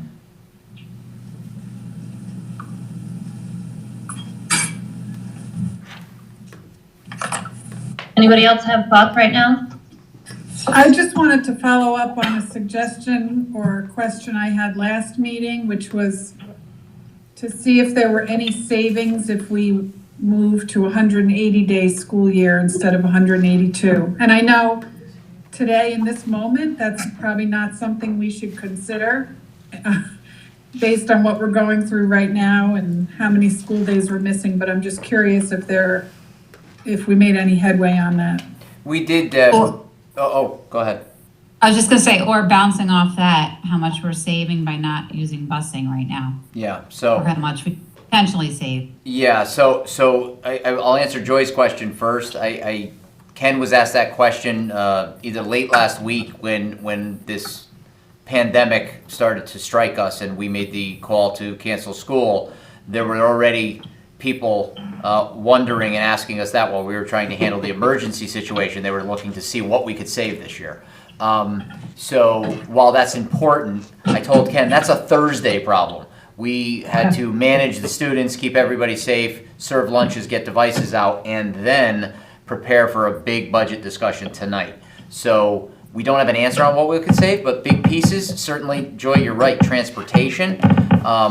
Depending on the discussions and decisions that are made in the future, there's all kinds of things that aren't happening now, and we don't know what the future holds in terms of will we ever come back this year? We just don't know. So we are going to have to analyze that, and it's going to be a great discussion. So thank you for asking that. Debbie's question, Ken went through and analyzed what 2 days would look like. And a matter of fact, again, talk about cooperation. We talked about teacher union cooperation, working together across the hall with the Board of Finance and Board of Selectmen. He reached out to Mr. Dufour, who's the owner of All Star Transportation. Now remember, we're contracted with All-Star to pay them 182 days of transportation, he said if that was something the board needed to do, he could back that off. That's around $23,000 for 2 days of transportation. When you add in other contracted areas where we are not obligated to pay people that additional 2 days, there's language in contracts where they work as many days as the students do, and they work, that kind of a thing. When you add all of that up, the savings on 2 days that we could guarantee that we wouldn't have to negotiate would be around $36,000. Because the teachers are paid 187, so are we going to negotiate to have them work 2 less days? There's a lot that would have to go into that discussion, but without getting into negotiations with any of our bargaining units, and just going on what we can control, and having worked with the bus company, taking 2 less days would save us $36,000. And personally, I don't think that's of value when you're thinking about taking out 2 days of valuable instruction. I don't think you can put a number on that, even though 36,000 sounds like a big number. I just wanted to make sure I got back to Debbie on that. She had asked me, so thanks. Yeah, Thanks. no, Yep. good. Thank you. You're welcome. You're welcome. My next question is, it's not, I'll admit it's not really a fair question because I'm sure you don't have this prepared, John, but if we were to not want to remove that special ed contingency, we're looking at another, $400,000 or more. If we left that contingency in place and we had a lower risk, where would you predict, I guess, your next move or recommendation would be from? Yeah. We've talked this through as a group, and trying to, again, go back to the beginning of the discussion, maintaining our goal of staying away from kids and things that might impact their program, and keeping class size at the board guidelines. That's where it starts to impact. Right now, with this scenario we put forward, we have the 2 first grade teachers, for the extra sections. And the 1 first grade teacher based on enrollment, the other first grade teacher based on enrollment, moving a section from Huckleberry to have the additional kindergarten. So some of the new, we might start to look at the new enhancements, the math interventionists at the high school, which is a critical need, the monitors that we have for math in the budget. We really, that's probably the first place we'd go. But I'm going to tell you, I don't make these decisions in a vacuum. We have a tremendous team with a lot of expertise, and we talked the other day about, with the exception of science fair, all the extracurricular activities at Huckleberry. That's an area we have to start to look. We may have to look, somebody brought up the idea of pay for play to bring some revenue back in to cover things. We'd hate to do that. The middle school sports program, taking a look at that. And I don't say any of these things to be incendiary at all. This is the reality. We start getting into programs and people, not only enhancements, those positions that aren't real people yet because they're not approved, they're in the budget, but they're not people who are actually working for us or with us. But we have to start looking there. And we've got kids who have needs. So we've got to meet the needs of our kids, and we have lots of valued and loved programs in this community that no one wants to lose. So those are the next places I'd go, Rosa, and we start to really examine that. Okay, thank you. You're welcome. So I guess, this is just sort of a question, to our board, because obviously Dr. Brill and his team and Maureen, they've based these recommendations on, our board goals and what they perceive our priorities at this juncture to be.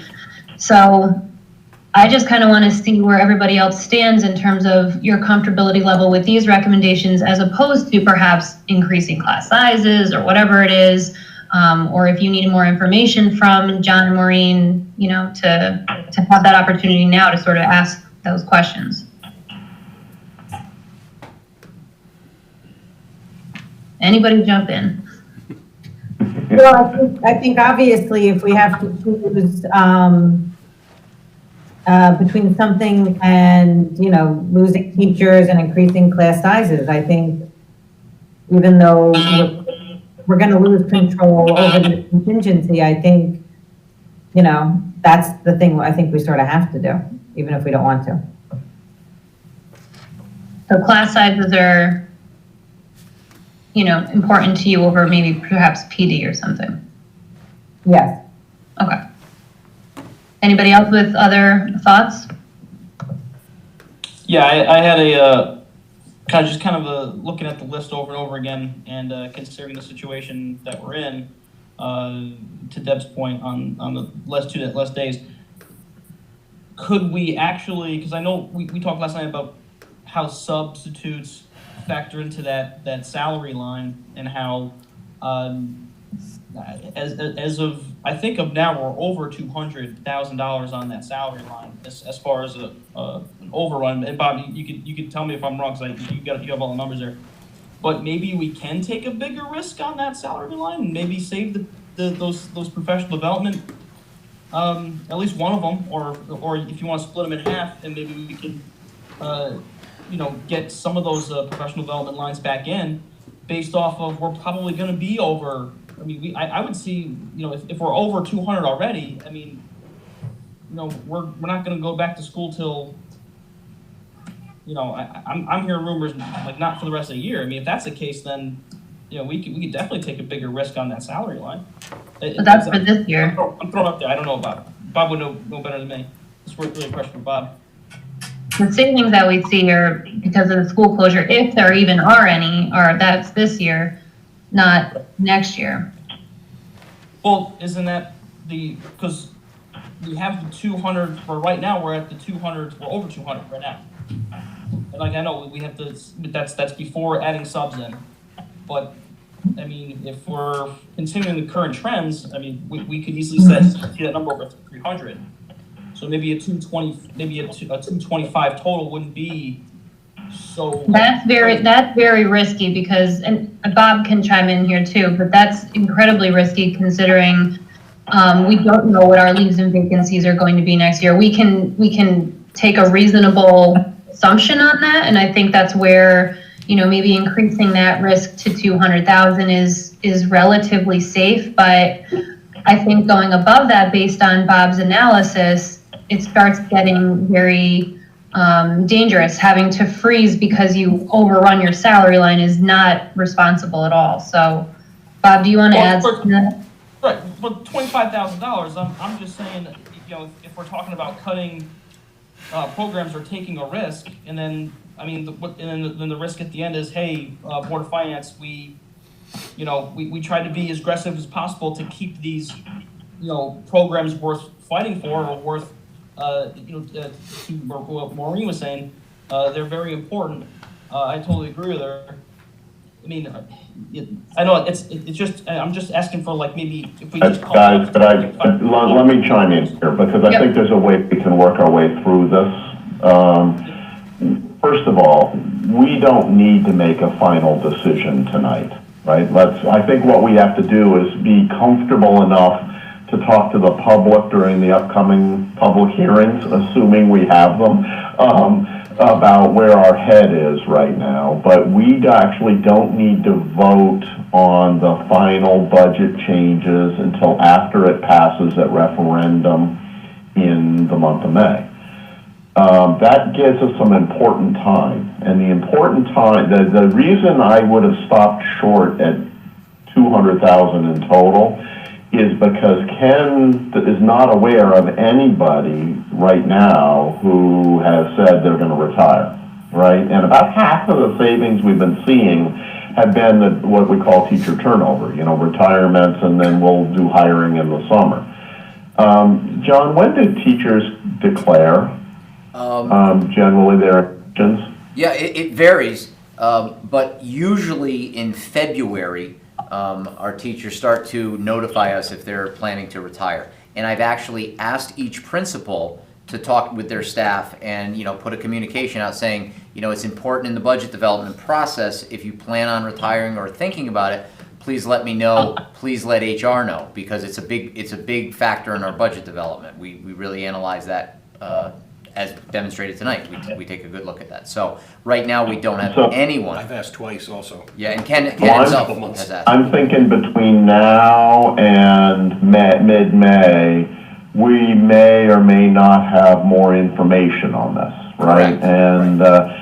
But we'll definitely have more information than we have right this minute, right? And if we don't have a lot of retirements, I would be leaning into the lower end. If we do have retirements, some number of retirements, it might be okay to take a little more risk. So I would just kind of say, let's hold on that and look at it again with a little more information. That would be point number one. Point number two is that the other discussion they had with the Board of Finance last night was, and they all agreed unanimously that that if we were to underrun our spending this year, they would allow us to apply that underrun to next year. And you know what, with the schools being closed even for a couple of weeks, you know, there are things that we just don't spend, right? Things like, you know, we're not driving buses around, we're not heating the schools to the degree that we would have otherwise. We don't have substitutes. We're not having people doing a lot of overtime. I mean, there are things that we ought to underrun. And so to the extent that we can figure out what that is by May, or get a better sense of it, we might have a little bit of room to maneuver on that too. So I'm thinking the time from here on March 18th to the referendum is like May 15th, right? We've got 2 months to build up some better information on two fronts that will help us make a better final decision. So I'm thinking that what we could do right now, Rosa, is have a preliminary, this is the stuff we're looking at. You could communicate that in any public hearings, that these are the things we're looking at. It's still some unknowns, and depending on how things play out, we might swizzle that a little bit, right? But it's not, you know, you're in about the right ballpark to be able to communicate to the public of what, you know, this $817,000 reduction means to us. Yep. So that's kind of, I'm thinking that's kind of how you play this out, is you know, when you make your final decisions, you have more information. Okay. Everything in tier one, my kind of question is, these are things obviously that are adjustments post the original construction of the budget? Correct. Okay. All right. Well, then I want to kind of go through, just make sure everybody has gotten a chance to speak and ask any questions, because this would be sort of the opportunity to, if you have any major issues with it, to kind of, you know, tell Dr. Brill to go search elsewhere in the budget. But does anybody have any questions or comments like that?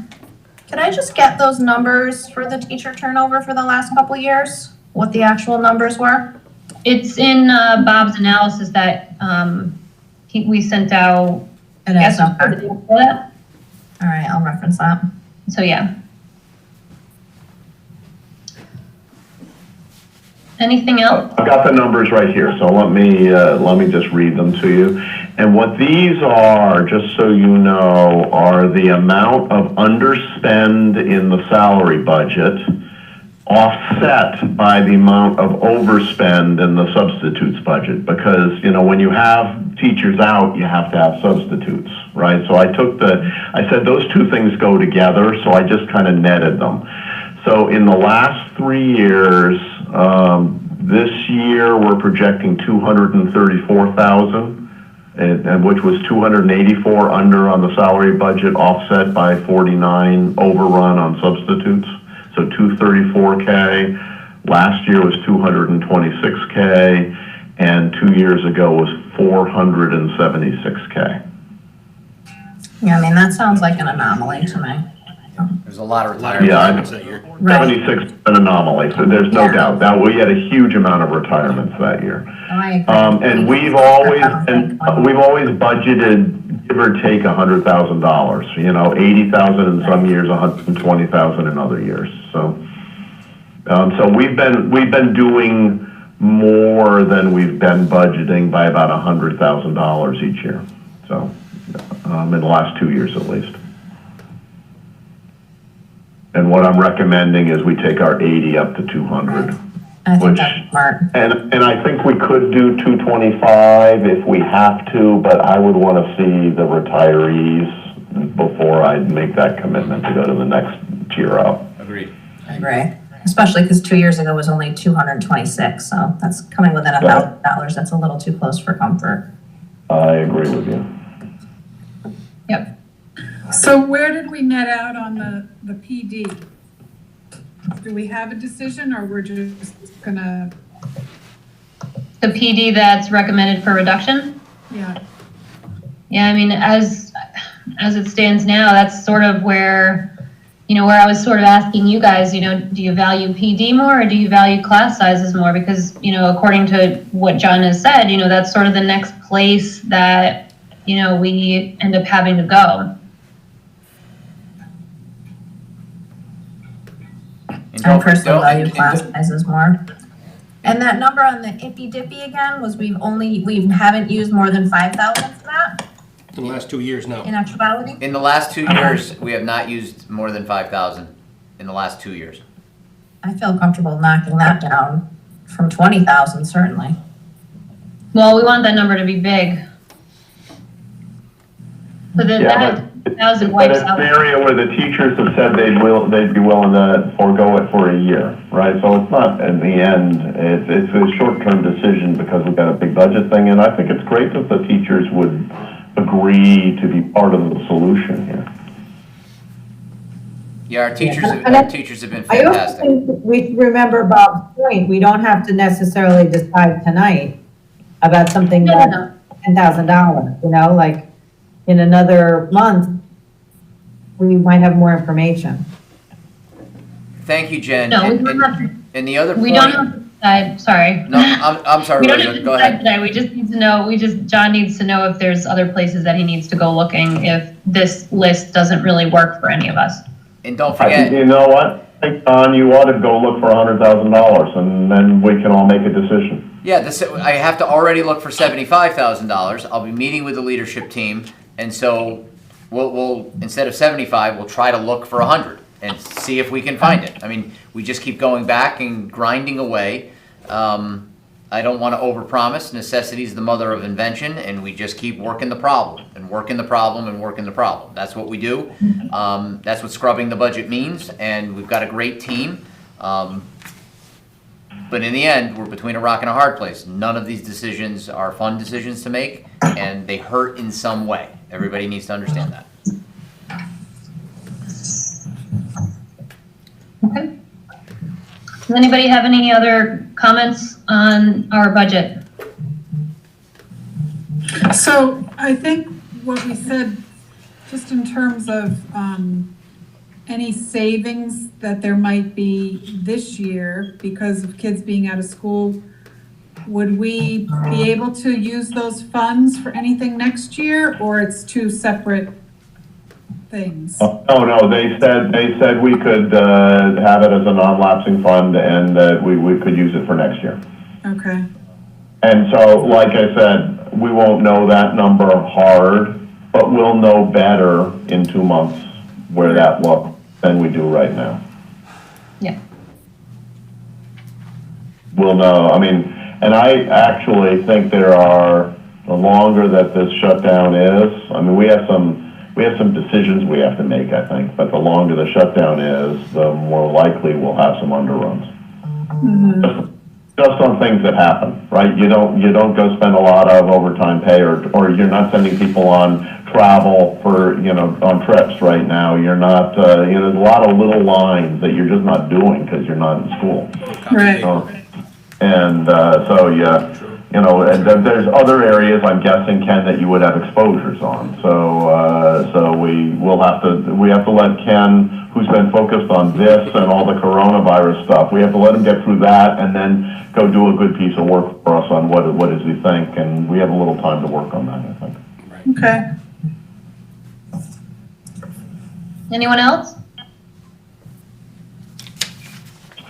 Okay. So we will move on to the update on the new school building project. Well, could I just make a brief motion on the budget? Because I want to make sure that you have Rosa, you're going to be in a position where you'll be our spokesman, right? And I think we ought to take a vote to allow you to share this information, even though it's preliminary, and public. We took that motion last year for Colette, and it gave her strength when she was communicating. And so I'd like to make a motion, if it's okay with all of you, that all of the information that we shared tonight, including the broad directional statements and what Ken and John have provided, that we authorize our chairman to share that with the public. Second. Is there? Okay, Debbie seconded. Any other discussion on that motion? Okay, so if you could all visually, all in favor? Aye. Aye. Aye. Okay, thank you. And now, the new school building project updates. So John, can I hand this over to you if you have any? Sure, sure. To share? They're just very brief. The folks from Tecton were here late last week and working with Ken and with Whitson's on kind of the kitchen and cafeteria design. You know how we go through our user groups. So that was great to have Whitson's as a part of that and the team. The local team, Alfonso, was a big part of it. So that has happened. And just recently I had a conversation with Josh Flowers from the NBC, and Josh shared that he has seen some of the updates to the design development that's going on with Tecton. I have not actually seen those just yet. Been a little busy this week, and he said it's really looking good. So there's some progress. It's we continue to progress along. The good thing that you need to know out of this week, with all of the news that we've been dealing with, is that Tecton has actually not been slowed down. They're continuing their design work, and so we remain on our timeline. So that's what I have. Thank you. You're welcome. John, is there, what's the next big deliverable from them, or the next meeting that would be taking place? There is a meeting right now scheduled for Friday morning, which is our executive team meeting. So we also have Mr. Dunn as part of that, Mr. Dembowski, both Josh and Paul from the NBC. So I'll find out then what the next deliverable is, to be very honest. In the last week, I've just lost track of exactly where they're at, so I can't accurately answer that, Deb. Okay. Is that meeting still going to happen in person? Mr. Dunn and I just talked before the board meeting, and a final decision has not been made on that yet. Okay. Okay. Okay, so we can talk about three main points.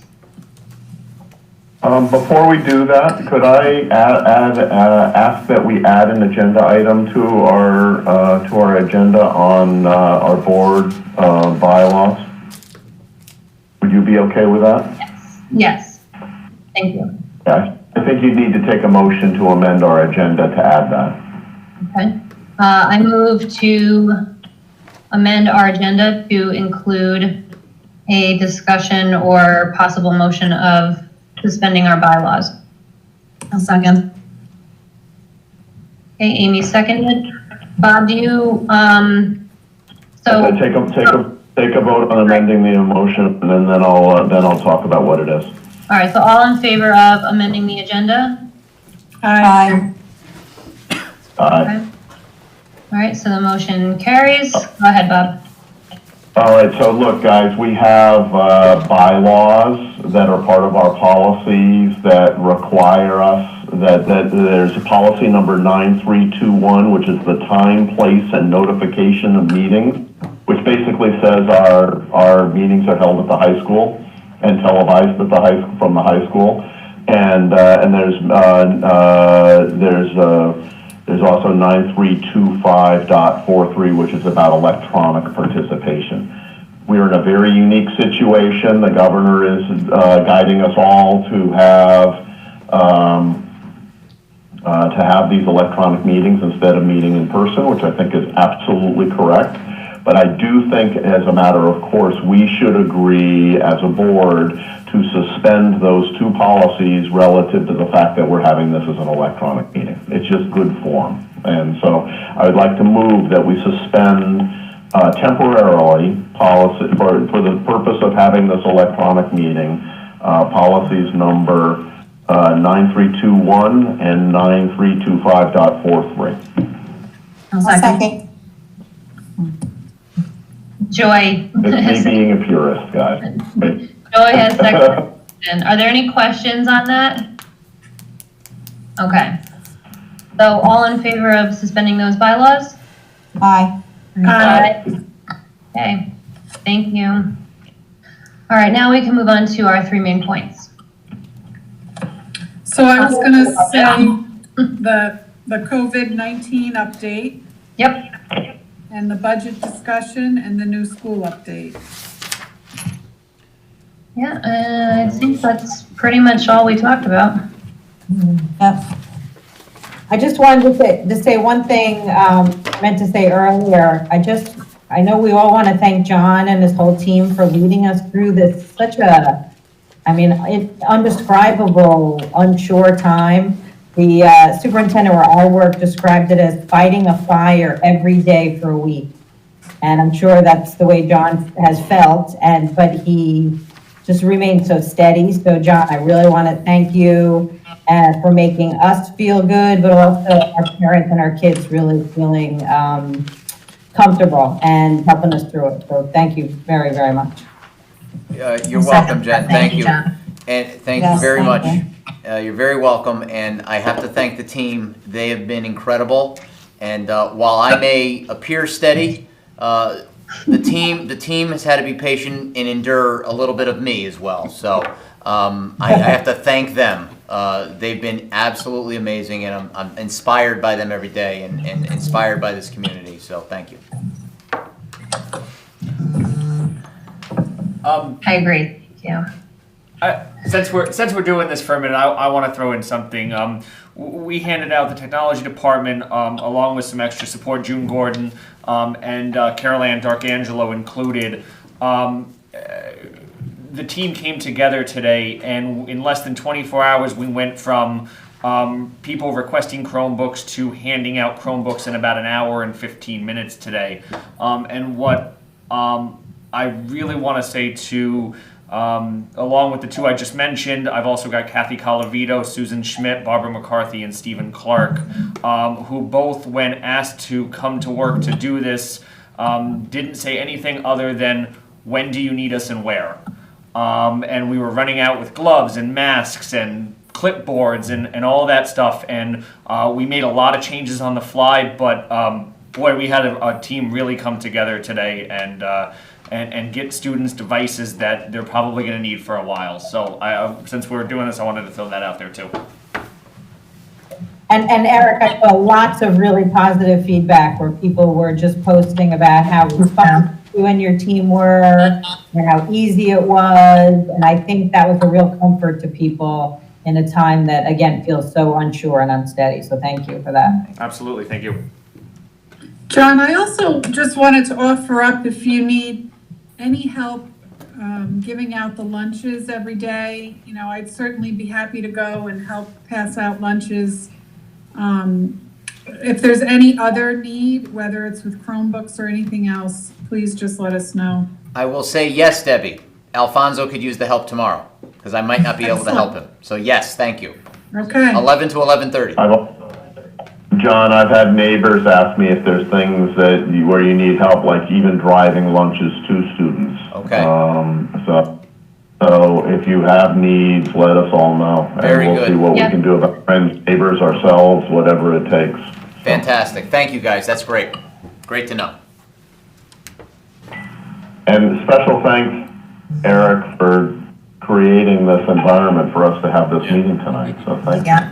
Yeah, this worked really well, I think. You're welcome, and during this meeting, I found some other ways that we can accommodate and be very flexible in this time that we have a state law that says we can do this, and two postponed policies that also say we can do this. There you go. Okay. So, do we have any upcoming events? I don't think so. Obviously not, no. No. Who knows? I'm looking here now, and we do not have anybody that has submitted anything for public comment. So, I believe that's the last agenda item, other than our anticipated executive session. Okay. Okay, I will move that the board enter into executive session for the purpose of discussing strategy and negotiations as it relates to collective bargaining. Second. Bob, you seconded the motion, thank you. Okay, all in favor? Hi. Aye.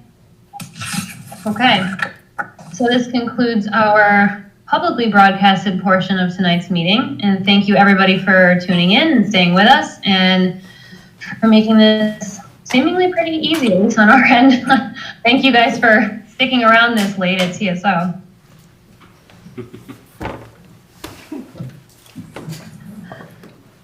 All right. Okay, so,